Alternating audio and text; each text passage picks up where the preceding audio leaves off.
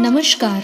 आप सभी का एक बार फिर से स्वागत है हमारे चैनल भक्ति ज्ञान में। आप सभी को जया एकादशी की हार्दिक शुभकामनाएं। आइए मिलकर सुनते हैं जया एकादशी की व्रत कथा। एक बार भगवान श्री कृष्ण और सम्राट युधिष्ठिर के बीच में बातचीत हुई। युधिष्ठिर ने भगवान श्री कृष्ण से पूछा, हे जनार्दन, माघ मास के शुक्ल पक्ष में आने वाली एकादशी का क्या रहस्य है? इस एकादशी का व्रत कैसे रखा जाता है और इसमें किसकी पूजा की जाती है? भगवान श्री कृष्ण ने कहा, हे युधिष्ठिर, मैं इसके बारे में तुम्हें विस्तार से बताता हूँ। ध्यान पूर्वक सुनो। माघ माह के शुक्ल पक्ष की एकादशी को जया एकादशी के नाम से जाना जाता है।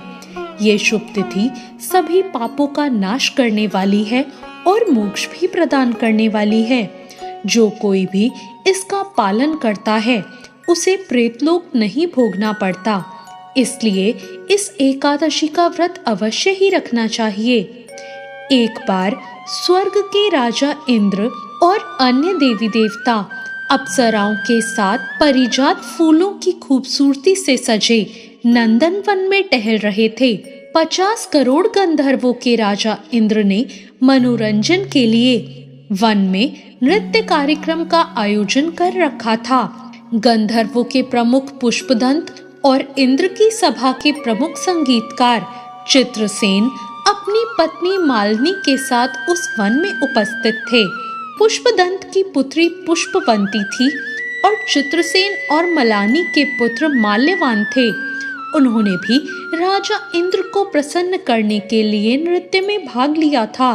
पुष्पवंती और माल्यवान एक दूसरे के प्रति आसक्त हो गए और उत्तेजित हो गए। वे माया में लीन हो गए और अपने प्रदर्शन पर ध्यान केंद्रित नहीं कर पाए। वे गीत के स्वर और लय पर ध्यान नहीं दे पा रहे थे, जिसे देखकर इंद्र समझ गए और उन्हें इसमें अपना अपमान लगा। अपना अपमान देखकर इंद्र ने उन्हें श्राप दे दिया। राजा इंद्र ने क्रोधित होकर कहा, हे मूर्खों, तुमने मेरी आज्ञा का उल्लंघन किया है, इसलिए मैं तुम दोनों को त्याग देता हूँ। तू प्रेत जाति में अवतरित हो और अपने दुराचार का फल पा। इंद्र के ऐसे कठोर वचन सुनकर वे दोनों अत्यंत दुखी हुए। वे प्रेत दंपत्ति के रूप में पृथ्वी पर अवतरित हुए और हिमालय पर्वत के निकट कष्टमय जीवन व्यतीत करने लगे। उनकी सूंघने, चखने, छूने आदि सभी शक्तियां चली गई। वो एक पल भी नहीं सो पा रहे थे और असहनीय पीड़ा सह रहे थे। वो स्थान बहुत ही ठंडा था, जिसके कारण उनके रोंगटे खड़े रहते थे और दांत किटकिटाते थे। एक दिन उस प्रेत ने अपनी प्रेत पत्नी से कहा, हमने पिछले जन्म में बहुत से पाप किए होंगे, जिसके कारण हमें प्रेत रूप में ये दुखद और भयानक जन्म मिला है। इस प्रेत रूप में कष्ट सहने से बेहतर है कि हम नरक में सड़ें। इसलिए हमें इस जीवन में पाप नहीं करने हैं और इस रूप से मुक्ति पाने का प्रयास करना चाहिए। इसी तरह वे अपना जीवन व्यतीत करते रहे। एक दिन उन्होंने कोई भोजन नहीं किया और कोई पाप भी नहीं किया। संयोगवश वो माघ महीने के शुक्ल पक्ष की जय एकादशी थी। उन्होंने फल या अनाज रहित कोई भी खाद्य पदार्थ नहीं खाया। घोर दुख से व्याकुल होकर वे सूर्यास्त तक पीपल के पेड़ के नीचे बैठे रहे। उस रात बहुत ही ठंड थी, इसलिए वे एक पल भी नहीं सो सके।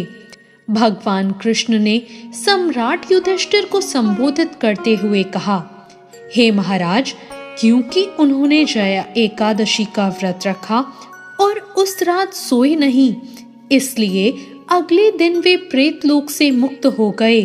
उन्हें अपना मूल रूप प्राप्त हो गया। कीमती वस्त्रों और आभूषणों से सुशोभित होकर वो स्वर्ग को प्रस्थान कर गए। उसी समय फूलों की वर्षा होने लगी। वे इंद्र से मिलने गए और वहां उन्हें प्रणाम किया। इंद्र को उन्हें उनके मूल रूप में देखकर बहुत आश्चर्य हुआ। इंद्र ने पूछा, कि प्रेतलोक से उनकी मुक्ति कैसे हुई। माल्यवान ने कहा, हे इंद्रदेव, हम भगवान श्री हरि की अकारण कृपा से और जया एकादशी के दिन उपवास रखने के कारण प्रेत जीवन से मुक्त हो पाए हैं। इंद्र ने कहा, हे माल्यवान, जया एकादशी का व्रत रखने और भगवान श्री कृष्ण की अकारण कृपा से न केवल तुम प्रेतलोक से मुक्त हुए, बल्कि हमसे भी अधिक पूजनीय हो गए हो। जो कोई भी भगवान श्री हरि की शरण लेता है और एकादशी का व्रत रखता है, वो पूजनीय है। तुम दोनों की जय हो। भगवान कृष्ण ने युधिष्ठिर से कहा, हे महाराज, जय एकादशी ब्रह्म हत्या के अपराध से भी मुक्ति दिलाती है। ये समझना चाहिए कि जया एकादशी का व्रत रखने वालों को सभी दान और यज्ञों का फल प्राप्त हो जाता है। जया एकादशी की महिमा सुनने और पढ़ने से अग्निष्टम यज्ञ का फल प्राप्त होता है। व्रत रखने से वैकुंठ का सानिध्य प्राप्त होता है। इस प्रकार भगवान ने भविष्य उत्तर पुराण में जया एकादशी के महत्व और महिमा का वर्णन किया है। जया एकादशी के अगले दिन यानी कि द्वादशी को भगवान वराहदेव प्रकट हुए थे। इस प्रकार जया एकादशी पर आधे दिन तक निर्जला उपवास रखा जाता है और द्वादशी को भगवान वराहदेव के प्रकट होने का उत्सव मनाया जाता है। तो ये थी जया एकादशी की कथा। जया एकादशी की कथा से हमें जानने को मिलता है कि माल्यवान और पुष्पवंती ने अनजाने में जया एकादशी का व्रत रखा। इसके बावजूद वे न केवल प्रेतलोक से मुक्त होकर अपना मूल रूप पा सके, बल्कि इंद्र द्वारा भी पूजनीय हो गए। जो व्यक्ति जया एकादशी का व्रत पूरी निष्ठा से रखता है, उसके लिए क्या ही असंभव हो सकता है। इसलिए हम सभी को एकादशी का व्रत रखना चाहिए। माना जाता है कि जया एकादशी का व्रत रखने से कठिन परिस्थितियों से बाहर निकलने का मार्ग मिलता है। ये व्रत आत्मबल को बढ़ाता है। जया एकादशी अपने नाम के हिसाब से हर क्षेत्र में विजय दिलाती है। इस व्रत के प्रभाव से आपके शत्रुओं का नाश होता है, चंद्र दोष से मुक्ति मिलती है और मानसिक रूप से आप स्वस्थ रहते हैं। आपके द्वारा अनजाने में संचित किए हुए पापों और अशुभ संस्कारों का भी नाश होता है। इससे धन समृद्धि और वैभव की प्राप्ति होती है। पौराणिक मान्यताओं के अनुसार माघ मास में किए गए दान और व्रत का फल अन्य महीनों की तुलना में कई गुना अधिक होता है। जया एकादशी पर की गई श्री हरि की उपासना सामान्य दिनों से ज्यादा होती है। माना जाता है कि लंका पर विजय पाने के लिए भगवान श्री राम ने अपनी सेना के साथ समुद्र तट पर इसी एकादशी के महात्म को समझा और व्रत किया था। जया एकादशी के दिन सुबह जल्दी उठकर स्नान वाले जल में गंगा जल और तिल मिलाकर स्नान करें। बाद में भगवान विष्णु के सम्मुख दीप जलाकर व्रत का संकल्प लें। पूरे दिन सात्विक रहें और ओम नमो भगवते वासुदेवाय मंत्र का जप करें।